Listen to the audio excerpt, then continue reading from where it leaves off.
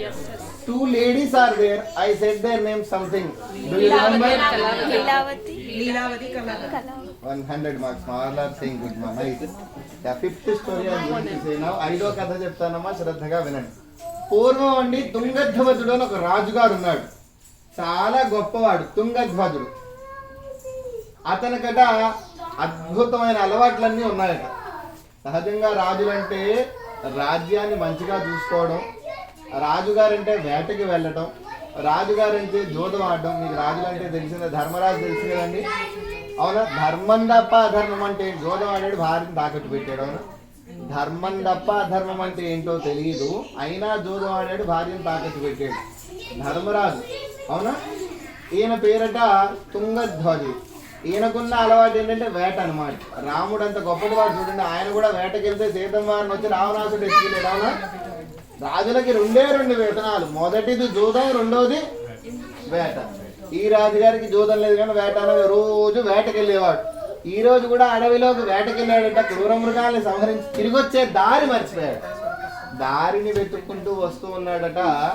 వస్తూ వస్తూ ఒక గొల్లలున్న గూడెం కనపడింది. ఆ గొల్లలున్న గూడానికి వెళ్తే వాళ్ళంతా ఆ రోజు వ్రతం చేశారట. వ్రత ప్రసాదాన్ని రాజుగారికి ఇచ్చారు. రాజుగారికి ఇస్తే రాజుగారు మీరు ఇచ్చిన ప్రసాదం నాకెందుకు, మీరు గొల్లవాళ్ళు మీరు ఇస్తే నేనేం తింటాను పొమ్మన్నాడు. గర్వంతో వద్దన్నాడు. అమ్మో బలవంతం చేస్తే ఏం చేస్తాడో అని భయపడ్డారు. రాజుగారిని బలవంతం, సరే రాజా అన్నారు. రాజుగారిని రాజ్యం యొక్క పొలిమేర దాకా తెచ్చారు. ఎక్కడికి తెచ్చారండి? పొలిమేర అంటే ఏంటి? ఊరి చివరి దాకా తెచ్చారు. ఊరి పొలిమేర దాకా వచ్చినటువంటి రాజుగారికి రాజుగారి సైనికులతో రక్తపు దెబ్బలతో కనపడ్డారు. ఏమైంది సైనికులారా, ఈ దెబ్బలేంటి ఉన్నంతా అని చెప్పి రాజుగారు సైనికులు అడిగారు. ఎవరెవరు అడిగారమ్మా? సైనికుల్ని రాజుగారు అడిగారు. బాగా చెప్తారు. అయితే ఆ సైనికులు ఏమన్నారంటే, ఇతర దేశపు రాజులు వచ్చి మన రాజ్యం మొత్తం ఆక్రమించారు, 100 మంది కొడుకుల్ని సంహరించారు, 16 మంది భార్యల్ని ఎత్తుకెళ్ళిపోయారు. 16 మంది భార్యలు. 16 మంది అంటే కంగారు పడుతున్నారు చూడండి. ఒక్కరితోనే కష్టంగా ఉందిరా బాబు, 16 ఎక్కడి నుంచి వచ్చారు. అయితే ఇన్ని కష్టాలు ఎట్లా వచ్చాయి? మన రాజ్యం ఏంటి, ఇతర దేశం రాజుల పాలవడం ఏంటి, నా పుత్రులందరూ సంహరింపబడ్డం ఏంటి, వజ్రాలు వైడూర్యాలన్నీ దొంగిలింపబడ్డం ఏంటి అని రాజుగారు కన్నీరు మున్నీరై బాధపడుతున్నారు.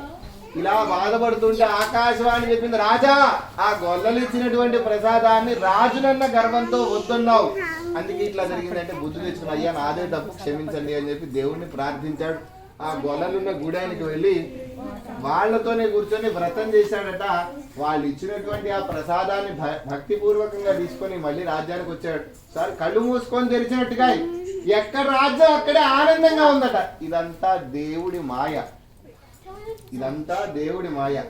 రాజునన్న గర్వంతో నేను ప్రసాదం వద్దడం వల్ల ఇన్ని కష్టాలు వచ్చాయి మొదట్లో అని తెలిసిన రాజుగారికి ఎప్పుడైనా ప్రసాదం వద్దంటాడా? మరి అంటాడమ్మా? అనకుండా నిత్యం వ్రతం చేస్తూ ప్రసాదాన్ని తింటూ మోక్షాన్ని పొందాడు. పంచమోధ్యాయ సమాప్త. 2 అక్షతలే దండం పెట్టినాము. సత్యనారాయణ స్వామికి గోవిందా. వెంకటరమణ గోవిందా.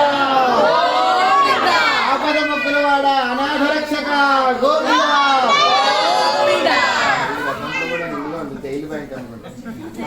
ఒక్కసారి మళ్ళీ ఏమన్నా మీరంతా వెళ్ళి కొబ్బరికాయలు కొట్టేసారండి, 4 కొట్టండి. ఇంకెవరన్నా పెద్దవాళ్ళు ఉంటే వారు కూడా ఒకటి కొట్టండి.